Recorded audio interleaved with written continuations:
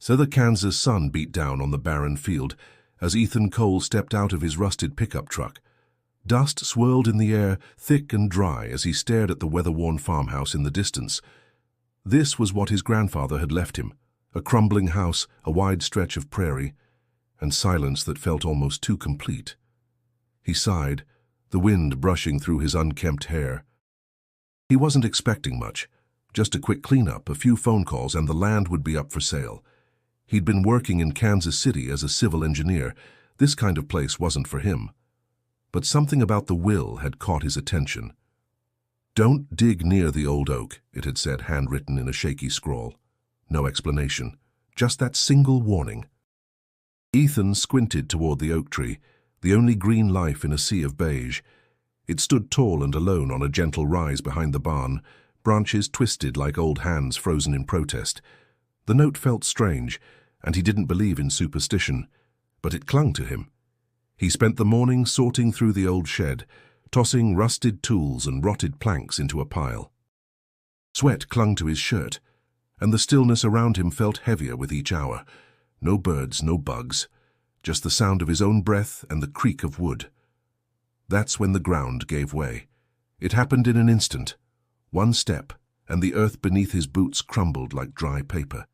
He fell hard, the world turning into darkness as dirt and roots blurred past his eyes. When he hit bottom, pain bloomed in his shoulder, but he was alive. He lay there, dazed, heart pounding. Above him, the hole stretched like a mouth opened wide in shock. The walls were rough, freshly torn and damp. He tried to stand, but sharp pain in his ankle warned him to be careful. Then he heard it, a voice, whispered, faint. Not words, just a low hum, like someone speaking through water. He froze. Another voice followed, this one closer. A murmur, rising and falling, incomprehensible but human.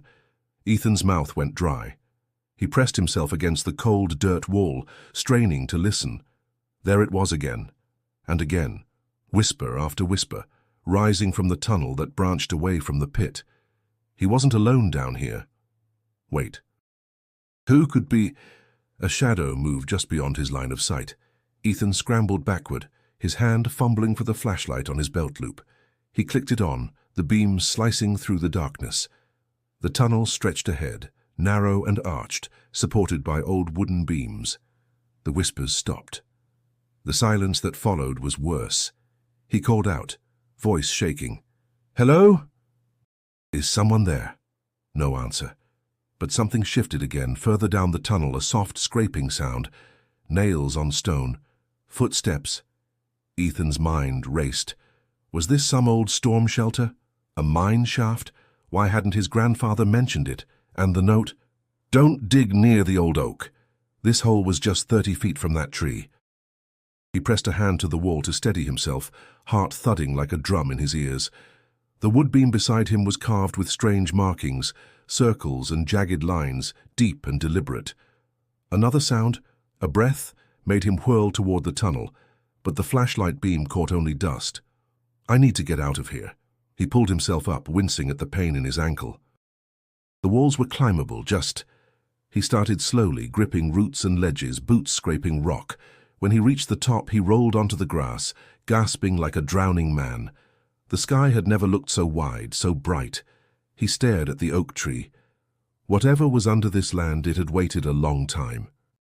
If you want to find out what's hiding beneath Ethan's land, and how deep this mystery goes, don't forget to subscribe to the channel now, so you don't miss the next part of this chilling story. The night that followed offered Ethan no peace. He lay awake on the worn couch inside the farmhouse, staring at the cracked ceiling, replaying every sound, every whisper, every shadow from the hole. Outside, the wind blew through the grass in waves, brushing against the siding with a ghost's touch. He hadn't told anyone. There was no one to tell, really. His parents had passed years ago, and he wasn't close to the few extended relatives who remained. He'd come here alone, thinking it was a short trip, just a formality. Sell the land, move on. But now there were questions. And he hated questions without answers. In the morning, he wrapped his ankle, stiff but walkable, and returned to the barn to inspect the edge of the sinkhole. The soil was fragile around the collapse, and the old beams down below were clearly intentional. No natural cave system would have supports like that. His grandfather had lived here for nearly 70 years. A quiet man, war veteran, kept to himself after his wife passed. Ethan had visited as a child once or twice, vague memories of running through cornfields and being told never to go behind the barn.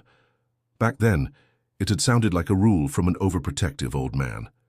Now it felt like something else, a warning. He rummaged through the farmhouse attic in search of anything: documents, maps, journals. Dust choked the air, and most of the boxes were filled with faded newspapers, old tools, and broken radios. But one drawer in a locked desk, key still taped underneath, held a file marked "Do Not Destroy." Inside were yellowed papers, brittle and creased, survey maps of the land, dated 1959. A black and white photo of the oak tree, and a page torn from a notebook with his grandfather's handwriting. They told us to cover it, bury everything, but it's still there, still alive. Keep it sealed. His skin prickled. The handwriting was firm, deliberate. Not the shaky script from the will. This was written decades ago. Still alive. Still alive. He stepped back from the desk and sat down, the wooden chair creaking under him. What had his grandfather buried? Why? And why had no one ever found it? He folded the note and put it in his pocket, unsure why, but it felt wrong to leave it behind. Later that afternoon, he made a trip into town. The gas station was the only place open on the outskirts, a single pump, a small store, and a clerk who looked about 17. "Need help?" the kid asked, watching Ethan limp toward the counter. "Looking for old land records," Ethan said. "Stuff from the 50s or 60s. My family's property, Cole Farm." The kid shrugged. "Try the library, or Miss Teller. She's the historian. Lives in the yellow house behind the diner." That's how he met Grace. She answered the door with a half-smile, hair tied back, a notepad in hand. "You're the guy who bought the Cole place." "Inherited it," Ethan replied. "I'm Ethan." "Grace Teller. Local historian, amateur archivist, and occasional conspiracy theorist. What do you need?" He hesitated. "I'm trying to find out more about my grandfather's land. Something strange happened, and I think there's something buried there. Something old." Her expression sharpened, curiosity flickering behind her eyes. "You're not the first to think that." "What do you mean?" "There's a lot of stories about your land. Disappearances, weird lights, whole sections of town history that don't make sense. I've got boxes of reports no one ever looked at twice." Ethan's heart beat faster. "Can I see them?" Grace stepped aside. "Come in. Just don't mind the clutter. I've been chasing ghosts in this town for years." As he crossed her threshold, he felt the air shift, like a page turning in a book he hadn't realized he was reading. Whatever his grandfather had tried to bury, the truth wasn't going to stay hidden much longer. The living room of Grace's house was a chaotic mosaic of file boxes, news clippings, and old county maps. Ethan sat on a sagging couch while she paced the floor, pulling documents from various piles. A corkboard on the wall displayed a web of red string connecting names, places, and dates, like some crime drama brought to life. "I started with the town's founding," she said, pointing to a section marked 1857. But it was the post-war years that got strange. Starting around 1959, people began to vanish, not just drifting off, gone, entire families, no bodies. "No explanations," Ethan leaned forward. "And no investigations?" "Oh, there were," Grace said. "Sort of. Reports filed, deputies sent out, but the cases always ended quietly. Declared missing with presumed cause, wild animal attacks, natural disasters, the usual excuses." She handed him a weathered report. "Harold and Dana Louvers, 2 kids, lived on the northeast edge of town. Disappeared June 12, 1962. No trace." He scanned the page. "That's a mile from my grandfather's land." She nodded. "A lot of these are." Another report followed, then another. Each disappearance shared a common thread. Last seen near the Cole property or adjacent farms. No signs of struggle, no evidence left behind. Only speculation and silence. Grace handed him a faded photograph, an aerial shot of the town from the early 60s. She pointed to an empty field just behind the Cole farmhouse. That patch right there, it used to be part of a larger settlement, 10 or 12 homes, most built during the Dust Bowl, but now there's nothing. They were removed? Erased. No official record, just gone. Ethan's hands tightened on the photo. And nobody questioned this. People did, but they stopped. Fear has a way of making silence comfortable. He shook his head, the weight of it sinking in. What the hell happened out there? Grace hesitated, then pulled a cardboard box from the far corner. She opened it carefully, lifting out a large manila envelope. This is what convinced me there was more than just coincidence. Inside were copies of personal letters, correspondence from residents in the early 60s. One caught his attention immediately. It was addressed to a sheriff, name smudged, and described sounds coming from underground. Voices, screams. I hear them at night. They call for help, it read. I see movement under the floorboards. Please come, please help. Ethan looked up. Did your grandfather ever talk to anyone about this? Grace shook her head. He was a respected man, quiet, never involved in town gossip. But after 1963, no one saw much of him. He stopped attending church, refused visitors. Some said he was mourning something, others whispered that he knew too much. Ethan recalled the note in the desk drawer. They told us to cover it, bury everything. His grandfather hadn't been a bystander, he'd been part of it. Grace watched him closely. You've seen something, haven't you? He hesitated. I fell into a sinkhole yesterday. Behind the barn, there's a tunnel, wood supports, carvings on the beams, and I heard voices. Grace didn't flinch. She nodded slowly. Then it's real. A long silence passed between them. What do we do? Ethan finally asked. We gather everything we can. Then we go back. You want to go down there? If it's connected to these people, if it's part of what happened, we need to see it for ourselves. If we're careful, if we document everything, we might find answers no one else ever could. He exhaled, the weight of his choice pressing down on him. He'd come here to sell land. Now he was standing at the edge of something buried, not just in dirt, but in decades of fear. Something old, hidden, and maybe still watching. They returned just after dawn, the horizon still painted in pale orange as Ethan parked the truck near the barn. Grace adjusted the strap on her backpack, checking the batteries on her flashlight. She handed Ethan a small handheld recorder. We document everything, she said. No assumptions, no theories, just what we see, what we hear. Ethan nodded, his stomach tight with anticipation. The sinkhole looked unchanged, as if the earth had swallowed him and simply waited to be fed again.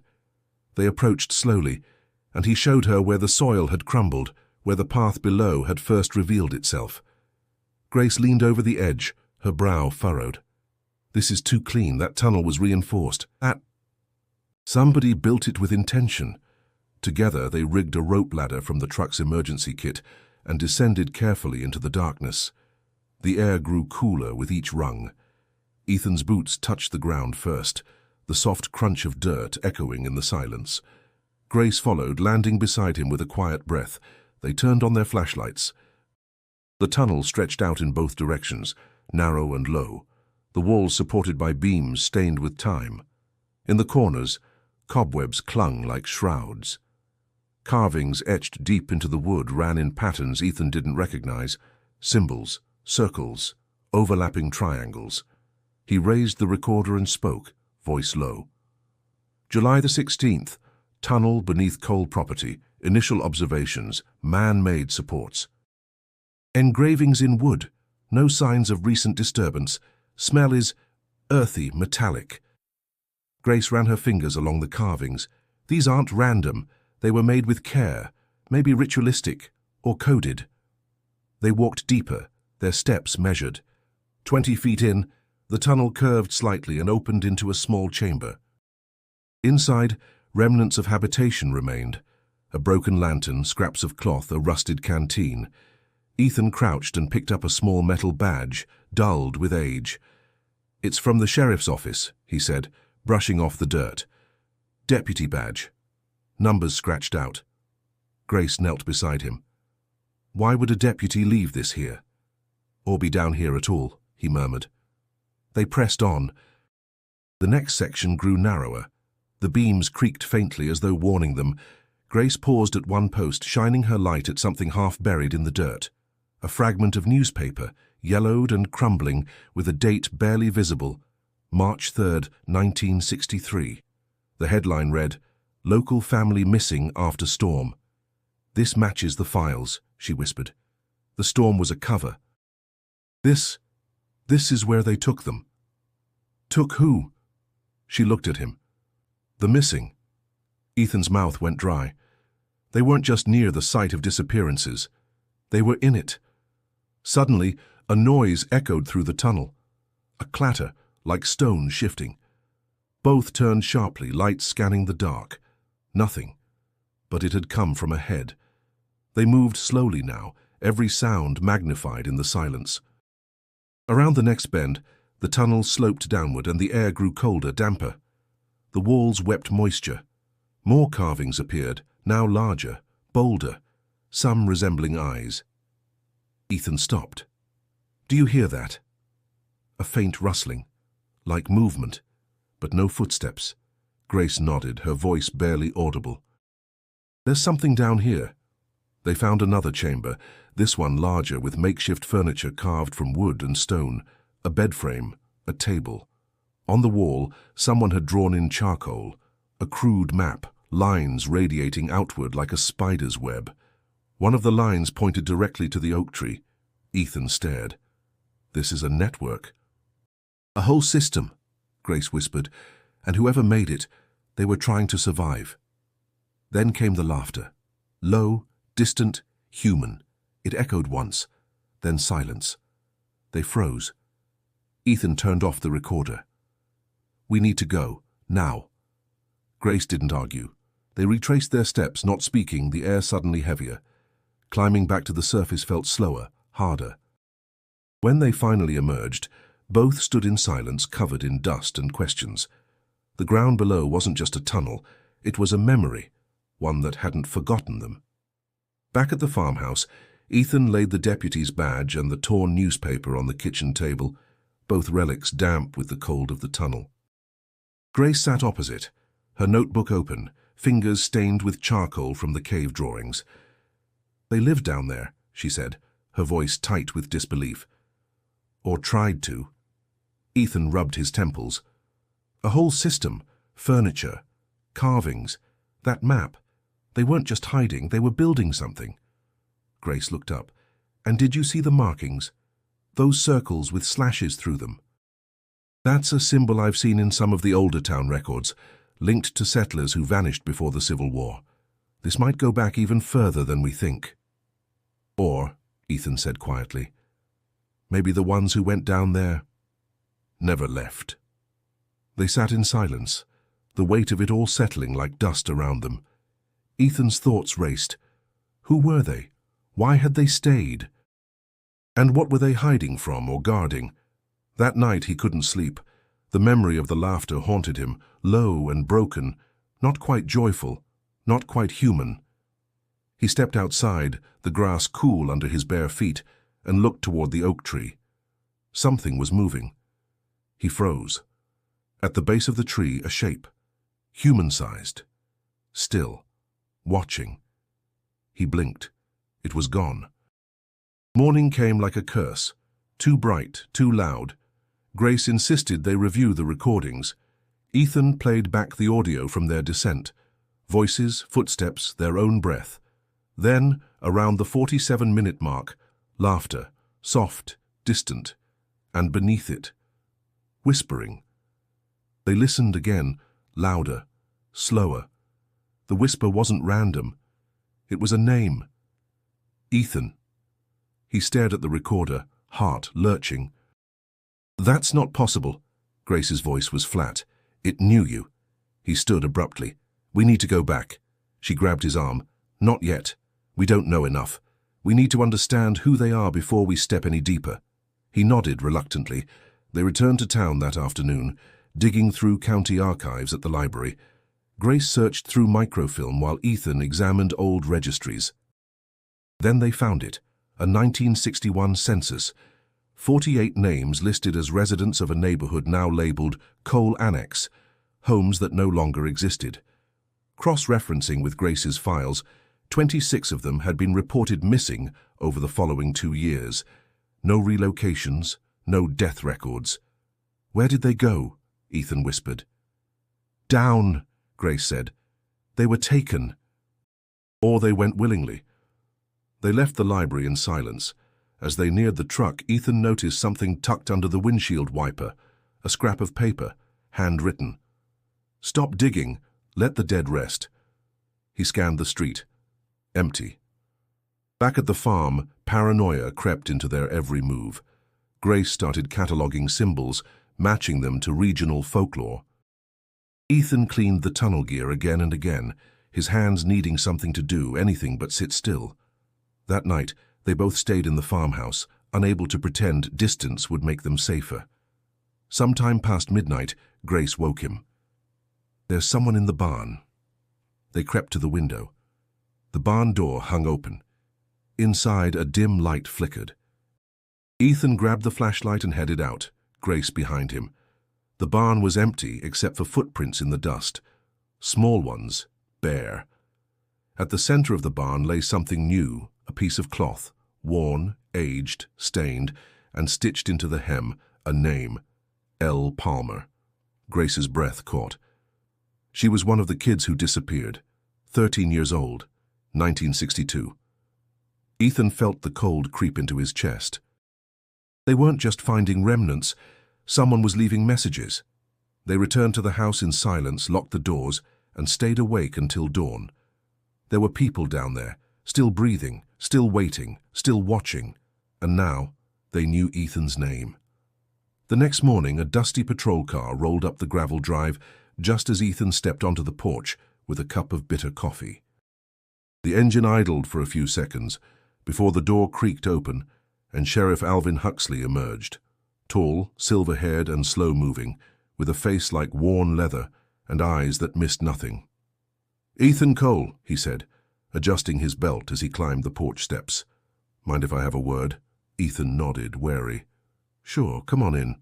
The sheriff's gaze flicked toward the barn. "Heard you've been digging." Ethan kept his tone neutral.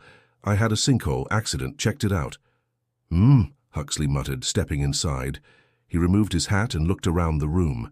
His eyes landed on the table, still cluttered with maps, symbols, and the faded deputy's badge. "You've been poking around where you shouldn't." Ethan crossed his arms. "I'm on my land." "Doesn't mean it's your business." The statement hung in the air like smoke. Grace entered from the kitchen, pausing when she saw him. "Miss Teller," the sheriff said with a nod. "Still playing with your theories, I see." "At least I'm not burying them," she replied coldly. Huxley chuckled dryly.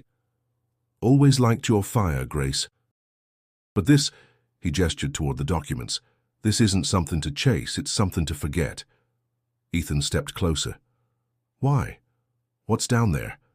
Huxley's eyes narrowed. "You're young. You think truth is a prize. Sometimes it's a chain. You dig deep enough, you don't find answers, you find consequences." Grace folded her arms. "You were here in the 60s, weren't you?" "I was a deputy," he said, jaw tightening. "I knew the folks who vanished. Good people. But what happened, what had to happen, was for the good of the town." "What does that mean?" Ethan asked. The sheriff looked at him, something heavier than threat in his gaze. "It means you need to let it lie.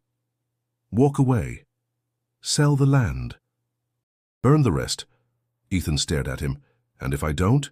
Huxley leaned in, voice low. "Then you'll learn what your granddaddy learned. Some graves ain't meant to be dug twice." He put his hat back on and walked out, boots crunching over gravel. The patrol car disappeared down the road, leaving a long ribbon of dust in its wake. Silence followed. Grace sat down, her expression unreadable. "He knows. He was part of it," Ethan said. "He's not warning us, he's threatening us. He called your grandfather by name. I bet he was there the day they closed it up." Ethan picked up the badge from the table. "Or the day they left someone down there."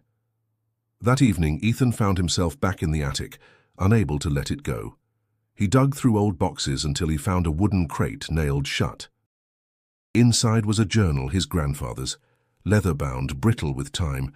The entries were sparse, weather reports, livestock notes, then a break, and then, suddenly, this. March 9th, 1963. We were ordered to block the entry. Sheriff said they were dangerous, but they were just scared. They begged us, screamed. I still hear it. I tried to go back the next night, but it was already sealed. They were alive. Still alive. Ethan's fingers trembled. Another entry. April 15th, 1963. I see them. In dreams. Under the roots. Watching. They haven't forgiven me. I wouldn't either. He closed the journal. Back downstairs, Grace listened as he read it aloud. Her eyes shimmered with restrained emotion. They buried them, she said softly. Alive. Ethan nodded. And now we're walking over their graves. Outside, thunder rolled in the distance, though the sky was clear. A strange tremor passed through the floor. They looked at each other. It wasn't over. It had never been over. Ethan's dreams began to shift. At first, it was just noise, echoes in the dark, whispers slipping between syllables he couldn't understand. But after the sheriff's visit and the journal's confession, the voices grew louder, sharper, almost familiar. Faces floated in the void, pale, hollow-eyed.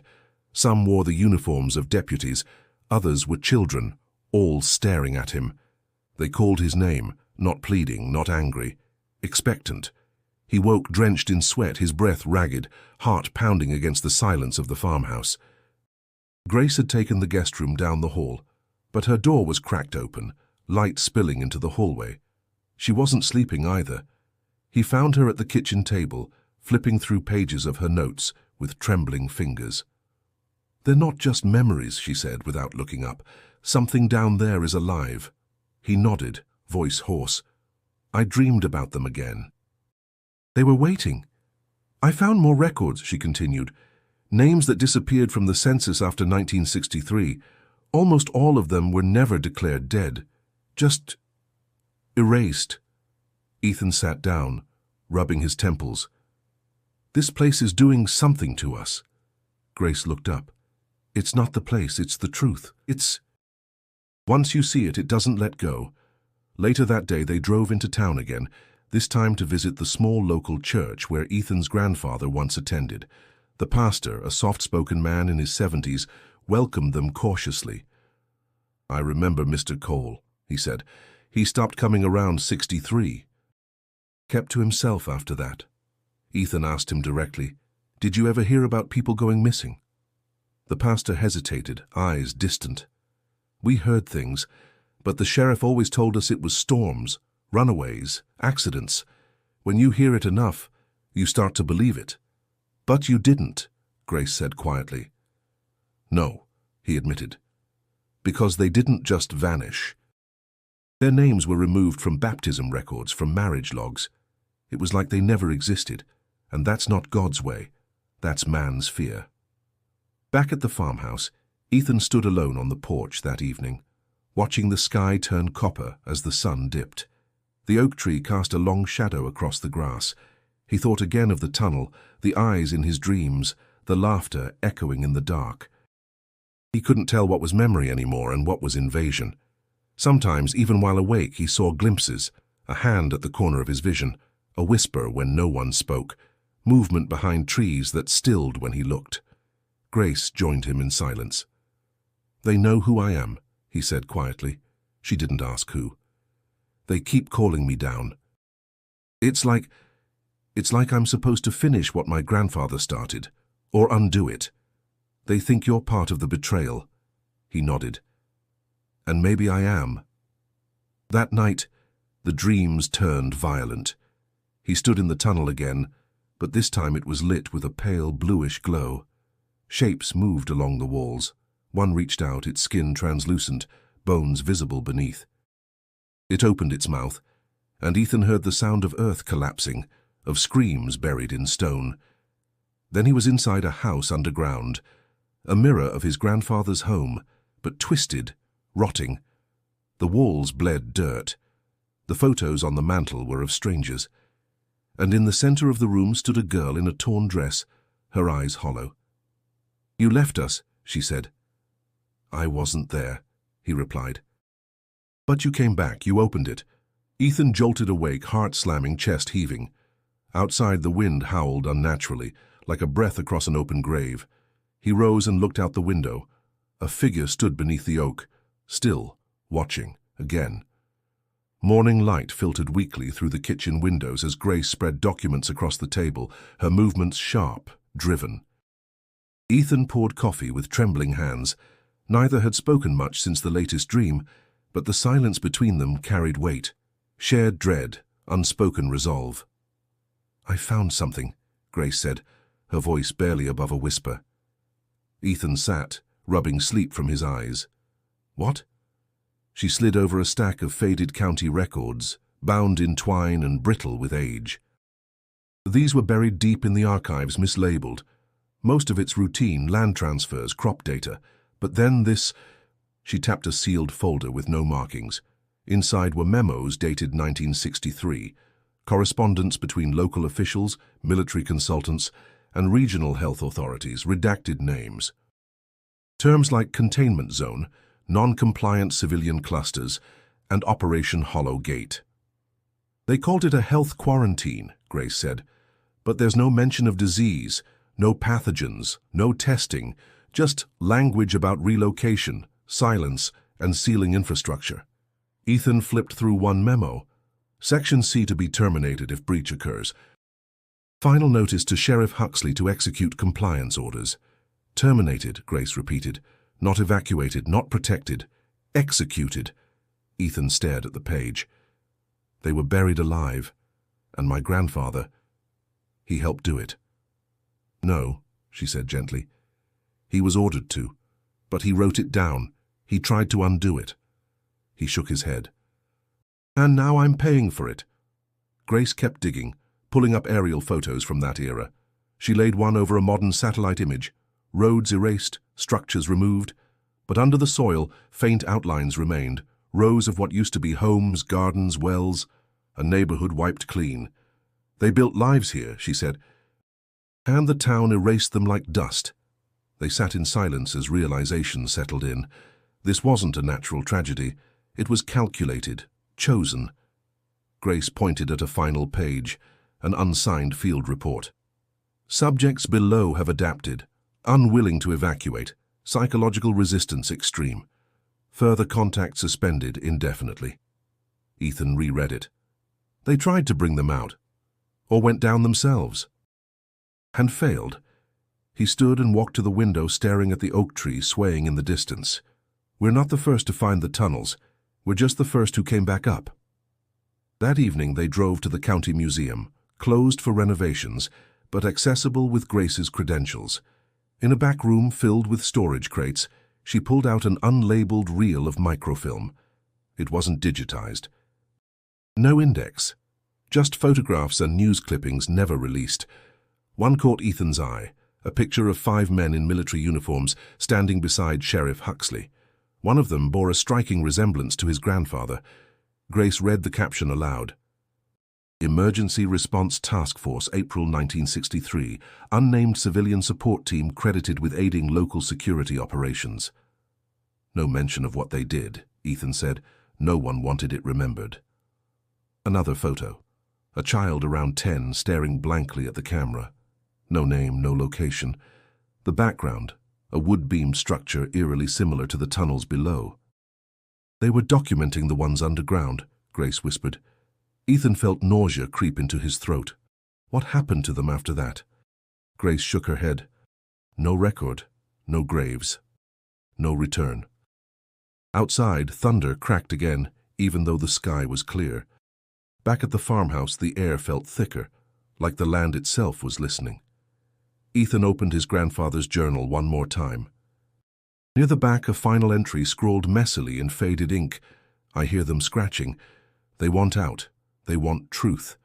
I sealed it to protect them, but I think I sealed them in with something worse. And now, it's waking up." Ethan closed the book slowly. Grace met his eyes. This isn't just about the past anymore. He nodded. It's about what's still alive down there. By sunrise, Ethan and Grace were already at the barn, loading supplies into backpacks, flashlights, batteries, rope, notebooks, a video camera. The air was heavy, still, as if the land itself was holding its breath. Neither spoke much. The decision had already been made. They returned to the sinkhole in silence. Ethan descended first, gripping the rope ladder with familiar tension. Grace followed, her steps measured. The tunnel welcomed them back with that same breathless chill, like a mouth waiting to speak. Deeper now, they moved with purpose. Each step was documented, every sound recorded. The wooden beams groaned above them as if warning them again, but they ignored it. The narrow corridor soon split in two. "This wasn't here last time," Grace said softly. The new tunnel veered right, slightly downward. They chose it. The air grew colder.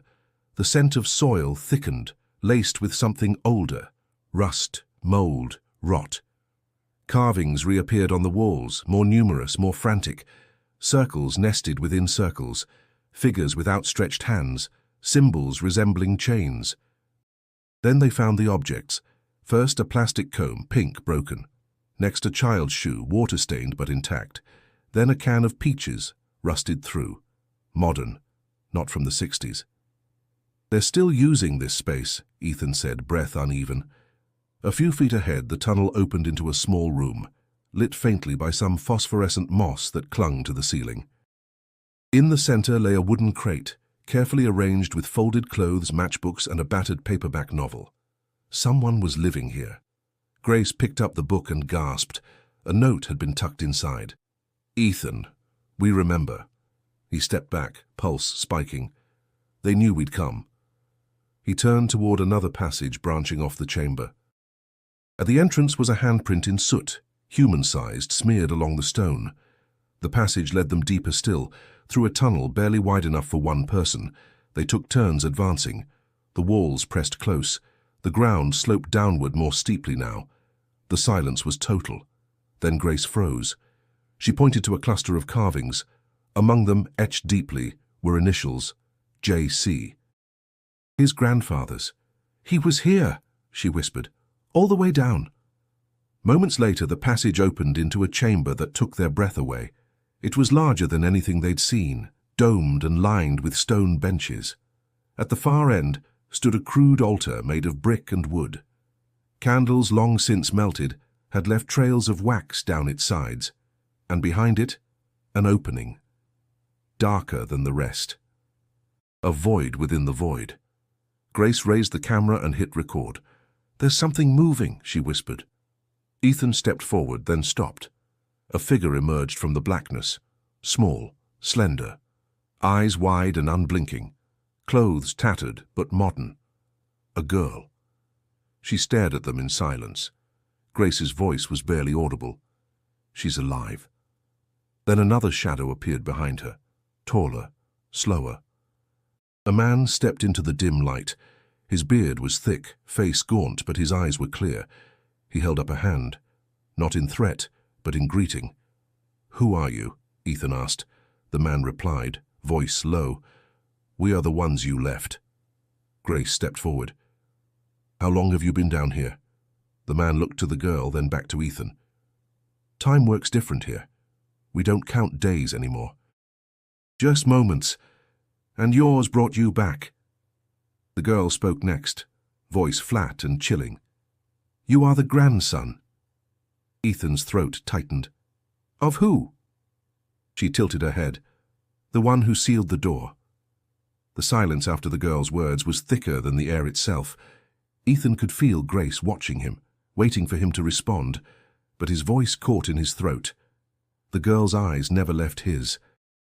She was maybe 12, maybe older. Dirt smudged her cheeks, but her gaze held the weight of someone who had seen a lifetime below ground. "I didn't know," Ethan said finally. "I wasn't there." "You carry his name," the man replied. "That's enough for them." Grace lowered the camera slightly. "Them?" He turned toward the darkness behind him. "The others. Not all who were sealed down here survived. San changed.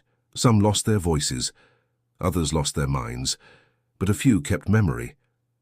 We remember who betrayed us, and who tried to help. Ethan took a cautious step forward. Was my grandfather one of those? The man nodded slowly. He stayed longer than he was ordered. He brought us food, supplies, risked punishment, but when the final order came, even he couldn't stop it. They collapsed the tunnels, buried us with everything we had. The girl added, "He left a message, on the wall. We kept it." She turned and led them deeper into the chamber. The walls narrowed once more, and a faint bluish glow revealed a long stone corridor covered in soot and dust. At the far end, words had been carved deep into the stone. "Forgive me. I couldn't save you." Ethan ran his fingers over the engraving, each letter rough, uneven. His chest tightened with guilt that wasn't his, but felt inherited. Grace whispered, "This is why they've been calling to you." The man nodded. "Your blood opens what theirs tried to close. They feel it. Some want you to finish the sealing. Others want you to undo it." "The ground listens to names." Ethan turned. "Why are you still here? Why not escape?" "There is no escape," the girl said. "The tunnels shift. The exits vanish. And above, we were forgotten. If we return, we become ghosts among the living." Ethan looked back down the corridor. "Then why show yourselves now?" The man's face darkened. "Because something has awakened, something deeper than us. It was buried first, long before the town, before the farms, and the collapse they ordered wasn't just to bury us, it was to contain it." Grace's voice trembled. "What is it?" "We don't have a name for it," the girl replied. "But it feeds on silence, on memory, on betrayal. Every time someone is buried without truth, it grows stronger." Ethan took a step back. "Are you saying the town didn't just forget you, it fed it?" The man nodded. "Every lie is mortar, every denial a stone in the wall." Grace turned to Ethan. "Then if we bring this to light, if we tell the story, we weaken it." The girl's voice grew soft. "You'll bring danger with you, but light always does." They retraced their steps back to the central chamber. The girl handed Grace a small bundle wrapped in cloth. Inside were photos, letters, and a small cassette tape. Evidence. Proof. Ethan looked at the man. "Will you come with us?" He shook his head. "Our time above has passed." "But now you carry us," the girl added. "Speak our names." And then they were gone, disappearing into the tunnel's shadow without a sound, as if the earth itself had reclaimed them. Back at the ladder, Ethan climbed first. When he emerged, the night was still. The oak tree stood unmoving. Stars shimmered overhead. He reached down to help Grace. When they stood together in the grass, the silence no longer felt empty. It felt expectant. Back inside the farmhouse, Ethan placed the cloth bundle on the table like it was sacred. Grace unfolded it carefully, revealing the worn photographs, black and white portraits of families, notes in fading ink, and a cassette tape labeled April 12th, Confession. Ethan stared at the label, a cold weight settling in his chest. "That's his handwriting." Grace retrieved an old cassette player from the storage room. The tape clicked into place. Static filled the air, followed by a breath. Then his grandfather's voice, aged but clear. "I don't know who will hear this," it began, "but if it's Ethan, I'm sorry." Ethan didn't move. "I did what I thought was right," the voice continued. "They said it was a quarantine, that people were sick, but it wasn't disease, it was fear. Fear of change, of difference, of what couldn't be explained. They wanted silence. I gave them walls." A pause. Then, "They screamed. God, they screamed when we sealed the last door. I see their faces. I hear them at night." I dug alone, tried to find a way back in, but it was gone. The earth refused to open. I kept the land untouched. I warned everyone. I swore I'd never let it happen again. Grace pressed pause, her hand trembling. He carried this his whole life. Ethan's throat was dry. He tried to undo it. They listened to the rest in silence. I see them sometimes, standing by the tree, watching. I think they forgive me, but there's something else, something beneath even them. It wakes when lies grow heavy, and it's stirring now. If you're hearing this, dig carefully. And remember, they're not the ones to fear. It's what we buried first." The tape ended with a soft click. Ethan sat in stillness, the farmhouse suddenly colder. Grace folded the cloth again. "Your grandfather wasn't just a witness, he was a barrier." Ethan nodded slowly. "And now he's gone. It's up to us." That afternoon, Ethan walked to the oak tree alone. The wind shifted through its branches like voices. He placed his hand on the bark and whispered, "I see you now." The air vibrated softly beneath his feet. He returned to the attic and searched for hours, going through every crate and corner. At last, behind a broken chest, he found a rusted lockbox. Inside were letters wrapped in twine and one final notebook. This one was different, darker, filled with symbols and diagrams, tunnels, ritual circles, notes in frantic handwriting. The old ones knew the ground breathes. Sealing is not destroying. It's sleeping. If the roots are disturbed, the breath turns to hunger. On the last page, "Forgive me. Forgive us. Ethan, if you find this, listen to them." He brought it down to Grace. Her face paled as she read. "This is more than confession," she said. "This is warning." Night fell early, shadows stretching longer than they should. They sat in the living room, the evidence spread before them. Photos, letters, journals, the recording still echoing in their ears. A knock came at the door. Ethan opened it to find no one, but on the porch lay another piece of paper. "They know what you've found. He's coming."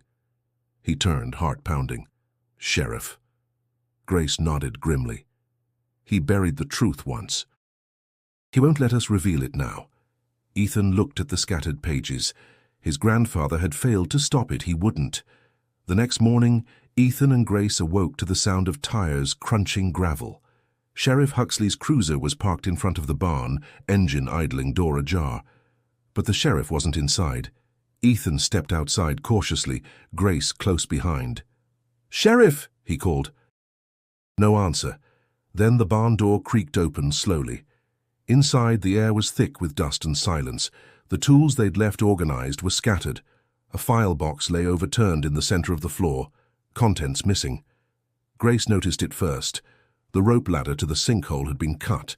Frayed ends hung limp. "He's been down there," she whispered. Ethan clenched his fists. "He's trying to erase them again." A shadow moved at the barn entrance. Sheriff Huxley stepped inside, calm, slow, as if he had all the time in the world. His revolver rested in its holster, hand nearby. "You should have left," he said. Ethan stood his ground. "You knew everything from the beginning." "I did know," Huxley said, "and I kept the town alive because I did. We were told what to do. Keep the people calm, hide the mistake. It was better that way." Grace snapped. "You murdered them, buried them alive." "I followed orders," he growled. "You think we had a choice? They said it was dangerous, that it could spread. We sealed them to protect the rest." "But it wasn't a disease," Ethan said. "It was fear, that's all." The sheriff's face twitched. "Fear keeps people in line." Grace stepped forward. "You went back down there, didn't you?" He didn't answer. Ethan's voice turned cold. "You tried to destroy the evidence." Huxley's eyes narrowed. "I took what I could. Your grandfather left too much behind. And now you two want to make it public?" "Burn this town to the ground for ghosts," Ethan replied, steady and sharp. "We want the truth." The sheriff drew his gun slowly, not aiming it yet.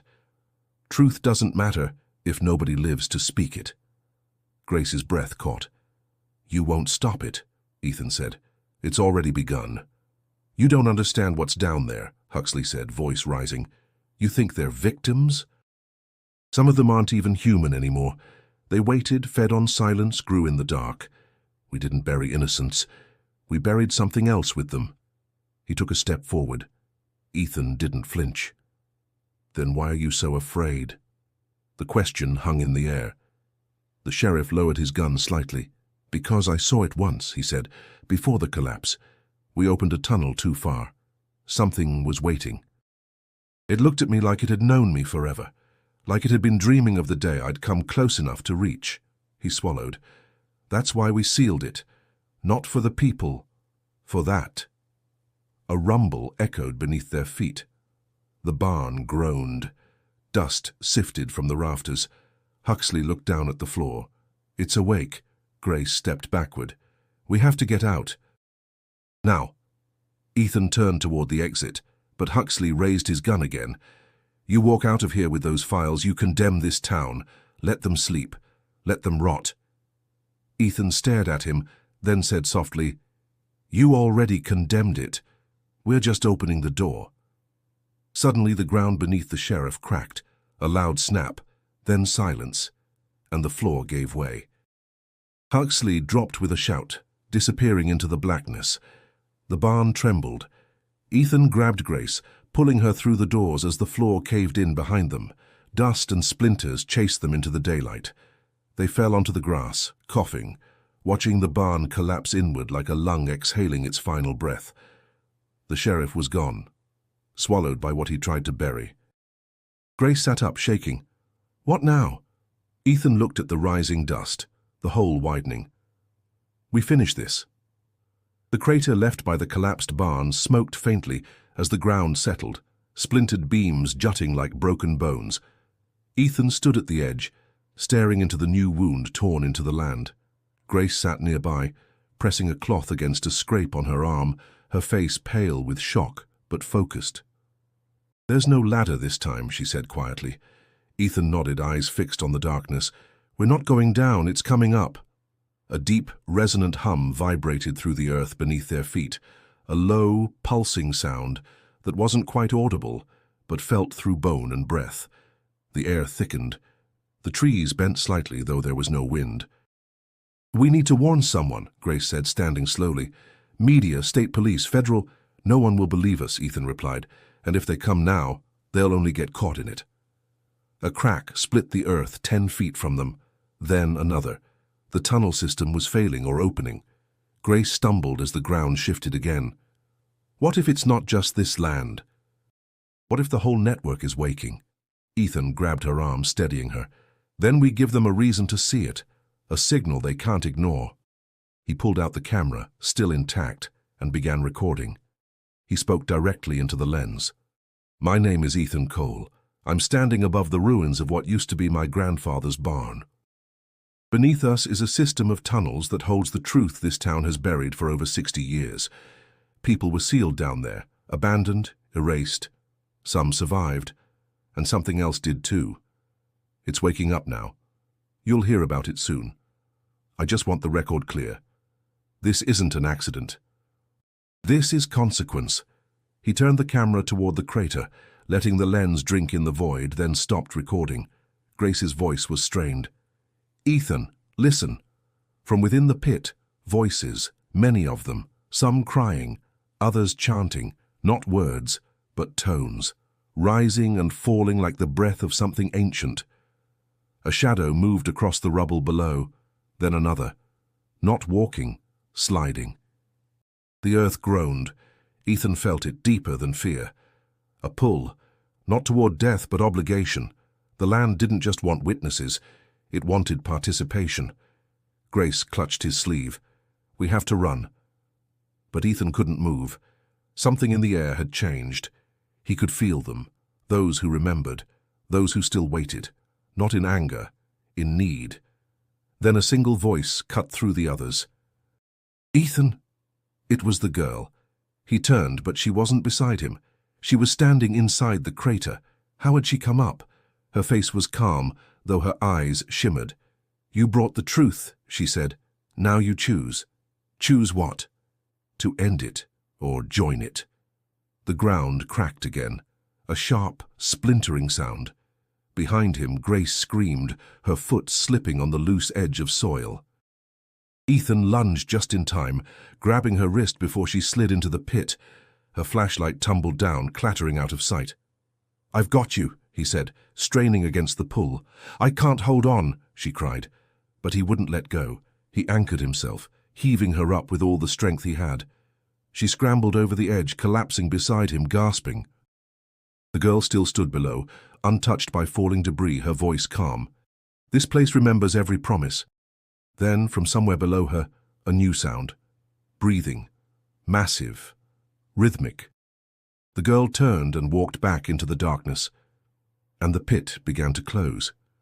The earth rolled inward, slow and deliberate, as if stitching itself shut. Dust billowed upward. The last glimpse of the tunnels of her vanished. Then silence.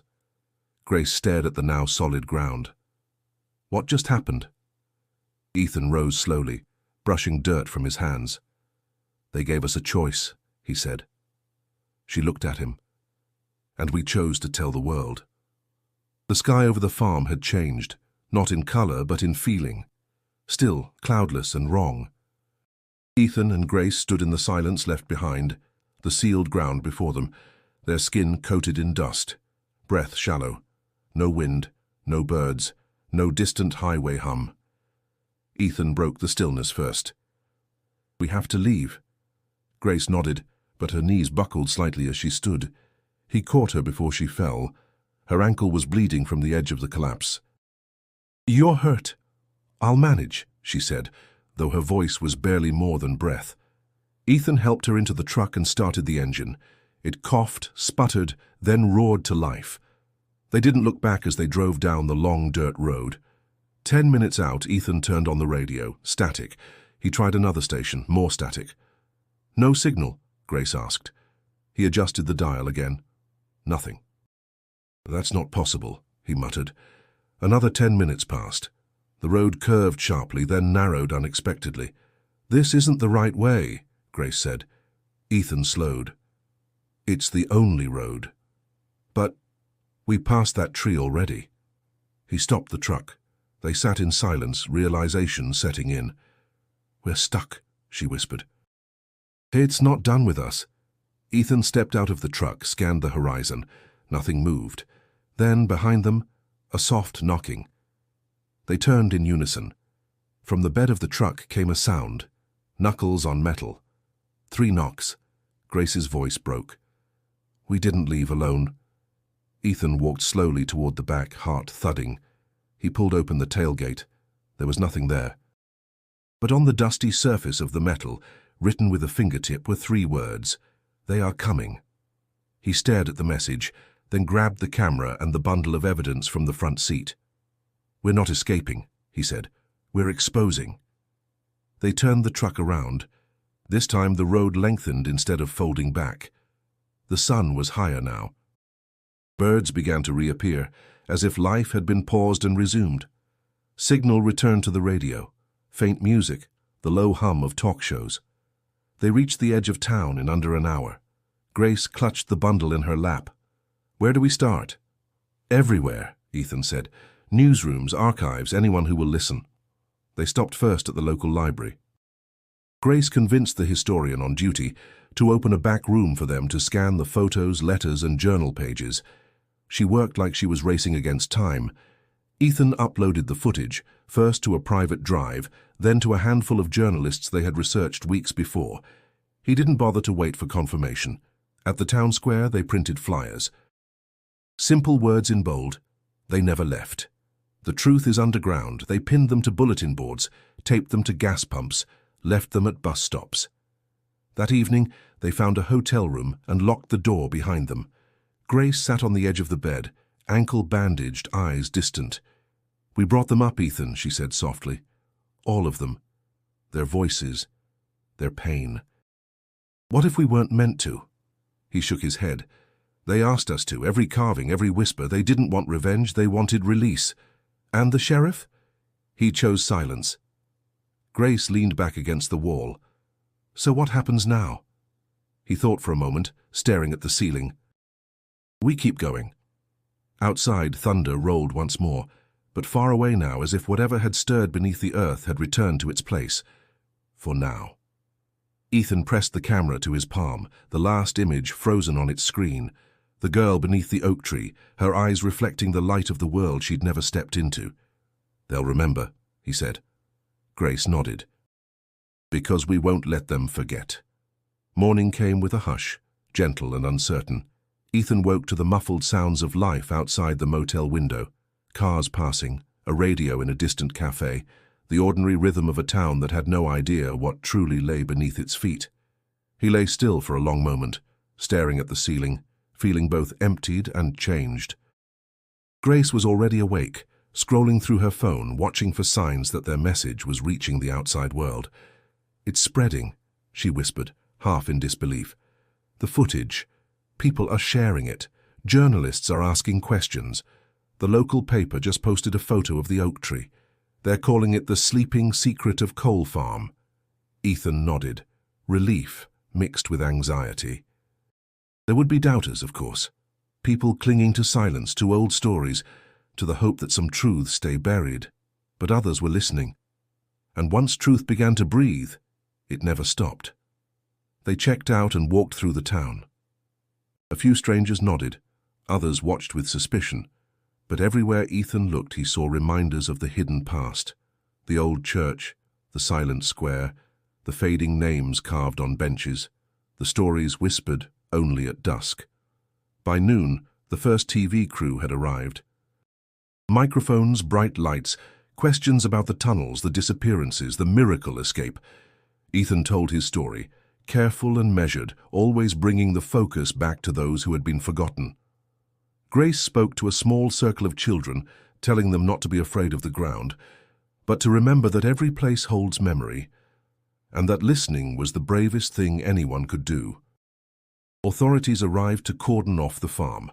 Scientists brought ground-penetrating radar. Experts in folklore and history gathered in the library, and for the first time, people asked not just how something happened, but why it was allowed. There were rumors of charges, hearings, even new searches for missing persons statewide. In the weeks that followed, the land at Cole Farm became a place of pilgrimage. Flowers appeared at the base of the oak tree. Candles flickered at dusk. Some visitors claimed to hear voices in the wind, soft, grateful, free. Ethan didn't seek fame. He refused book deals, turned down offers to sell the land, and instead worked with Grace to establish a memorial on the property. One stone for every name recovered, every life remembered. School groups came to walk the trails, listen to the stories, and leave with the weight of history balanced by hope.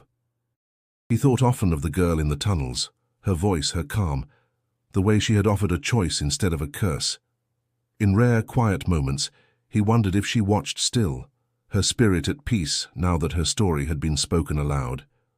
Grace stayed by his side, her passion for truth sharper than ever. Their partnership deepened into something more, not defined by romance or loss, but by shared purpose, by a vow to let no secret consume a town again. One evening, as the sun set behind the oak, Ethan recorded a final message. "If you're hearing this," he said, voice steady, "know that silence protects no one. Memory is the only way forward. Remember those who came before, and don't let fear bury the truth." He paused, looking at the world beyond the lens. "Thank you for following this journey. If you want more stories like this, truths unearthed, mysteries faced, voices reclaimed, make sure to subscribe to the channel right now. And don't forget to click on the suggested video here on the screen to continue exploring the secrets that lie just beneath the surface." The screen faded to the image of the oak tree, no longer just a marker of fear, but a promise that nothing and no one would be forgotten again.